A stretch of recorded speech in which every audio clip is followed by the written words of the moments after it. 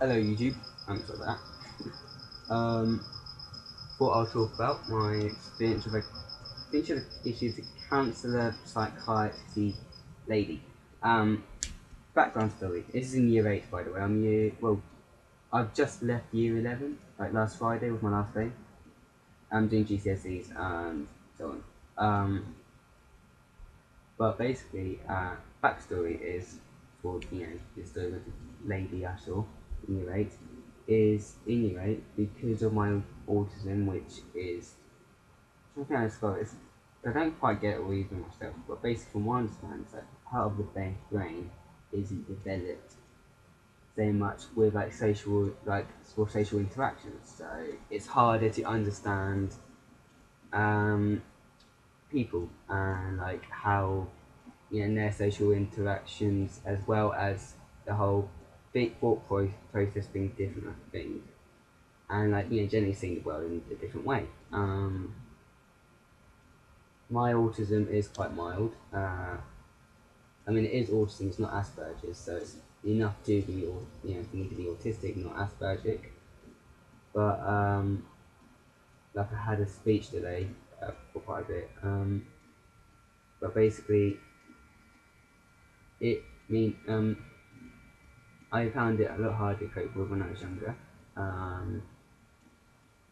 mean, now people get quite shocked when they find out I'm autistic, and they're just like, "Oh, what are you a bit crazy?" Anyway, well, not crazy, but essentially. Anyway, like manuals and stuff that way. Anyway, trying to stop get distracted here. Basically, because of with that condition stuff, I was part of a group for students in my year with learning difficulties. So I've got my beard jab on my face, that's why I keep glancing down. And that is not Hipparium, that's a corn snake. Okay. Um, so no hating. Right. Anyway, so I was part of this group and it was stupid. Like it is helping with learning how to interact with people, which the idea sounds good, but the woman didn't know what she was doing. She was always having to read out from a book. Um, and we did exercises. Like one of the exercises is we had 3 sticky labels. Uh, one said horse, one said dog, one said cat. We'd have them one each on our head, and we would be like, "Hello, dog. Say hello to cat. Hello, cat. Say hello to horse." Like, yeah. Hello. Hello, dog. Say hello to cat, or horse or whatever. It was just going around like that. Yeah. So, uh, so anyway, so this woman got concerned about me. So without telling me in advance, my mother, the head teacher, or most important, I think, is the head of that department in dealing with students with learning difficulties and social difficulties and that kind of area. Didn't tell any of them. Didn't tell tell any of us. Um, she's got arranged to send me to some, I think she's a counsellor. Um, basically, but basically, I was in geography and I got called out and I was sent to her. So I'm just sitting there, being some awkward fat Asian. Well, I'm not full Asian, I'm half Asian. But I'm sitting there just being really awkward, because I had no idea what's going on. And at that point, I did get better with things, but I still, like now, I have to have, I have to sort of know what people are doing. I can have change when with certain parts, like we can change the plan, but I have to know if the plan's been changed. And, that's with me now. I have to, if the plan's changed, I have to know if it's been changed. Before I couldn't, when I was younger, I couldn't even go to a hairdresser. I'd have a hairdresser come and do my hair. So basically, seeing this woman, and I'm really nervous and not sure what to do.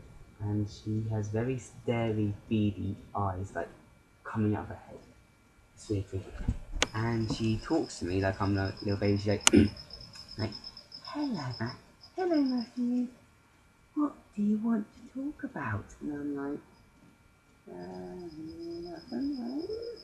And she goes, well, do you know why you're here? And I'm like, no. And she goes, well, it's because Miss, I forgot her name, but the other teacher, has had some concerns about you. And I'm like, oh, and she's like, She like, so, she says sometimes, you think about death. And I don't think of death in the crazy satanic way, but I I still do. I do, which I do wonder, what's after death? Is it nothing? Or, I was raised in, religious household. I mean, it's really part of autism anyway. I just don't believe in it. I am, a man of science, so to say.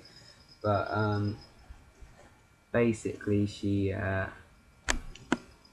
yeah, uh, basically, that's more what I thought of. It wasn't like, oh, I want to kill, oh, I like blood, or oh, must worship demon gods. It wasn't anything like that. It was simply more, I wonder what happens after death. Wonder if someone could come back and tell me, but they couldn't because they're dead. It was that thought process going through my head. So she goes to me, well, I got something to tell you. You were going to die. I'm like, oh. And she says, I'm not just meaning individually. All of us are going to die, like our race. I'm like, uh-huh. And she's like, because you see, this is how it goes. There first was a baby son. He was when the world was made. Then there was a teenage son. And that's our son right now. Then he's going to get bigger and become a daddy son. And then he's going to get so big, he might incinerate the world. But he'll definitely make it a little of a hotter place. Like, but then when he gets really old, he's gonna be really big son, and he's gonna be granddaddy son, and he's gonna burn us all, and we're all going to die. And I'm like, oh, okay, miss. And then he's gonna get smaller and smaller and shrink as he runs out of fuel, you see, and become a very old man son. And he's gonna be this really small white son. And if somehow we survive that, the big expansion year when he's a granddaddy son, we're definitely going to die. Because we're going to freeze to death. And I'm like, that's nice. And she's, and then he's gonna, poof, and he'll be gone.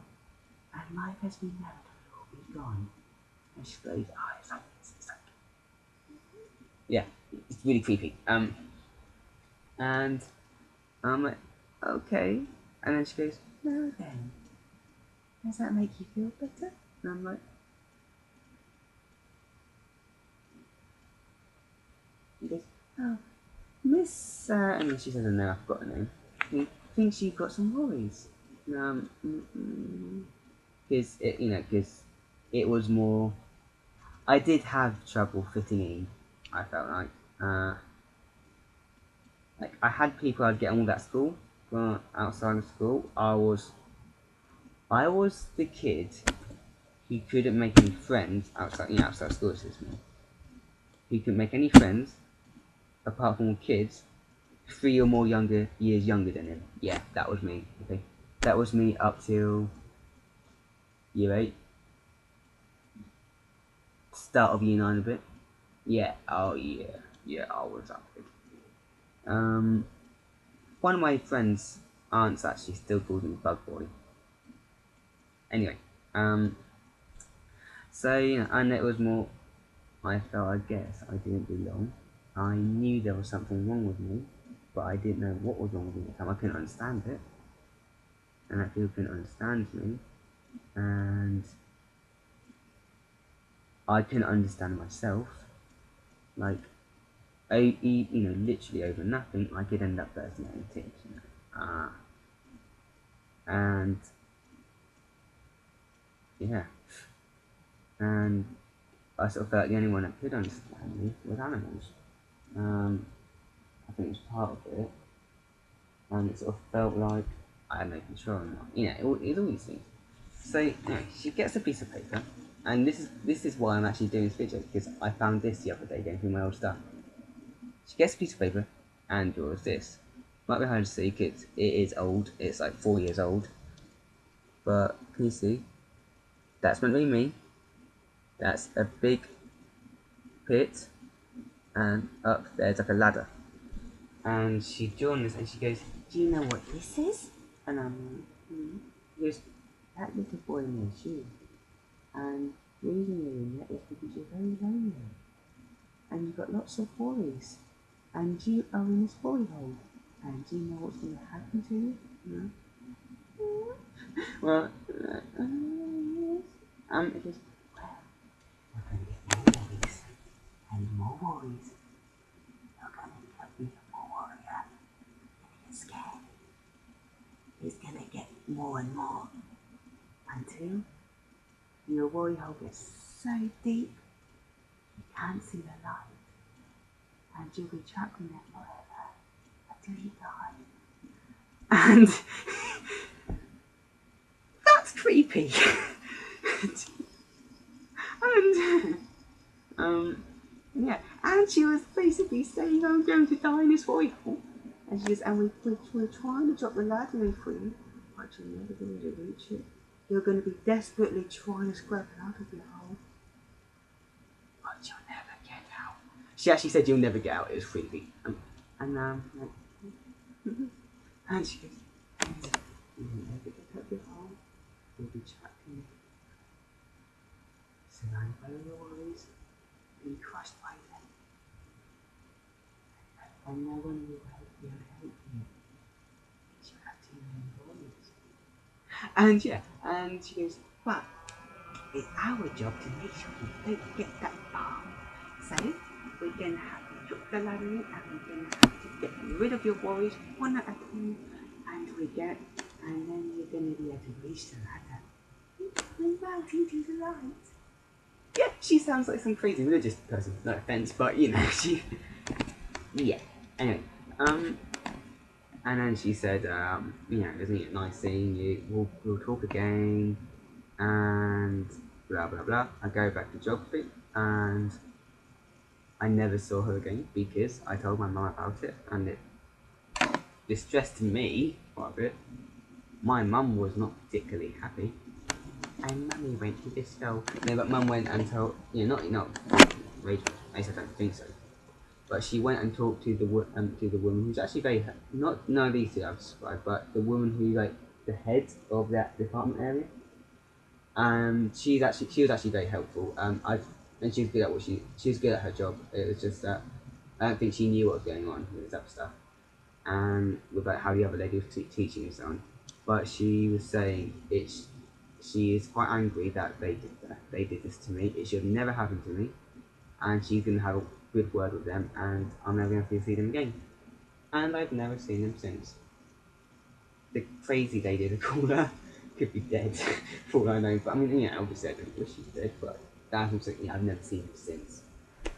Um, so yeah, that was my year 8 experience with a counsel. I think she's a counsellor. I think she's a counsellor, psychiatrist lady, though not very good, in my opinion. To be fair, I've only seen her once. Well, she was. Alright, see you later. Bye.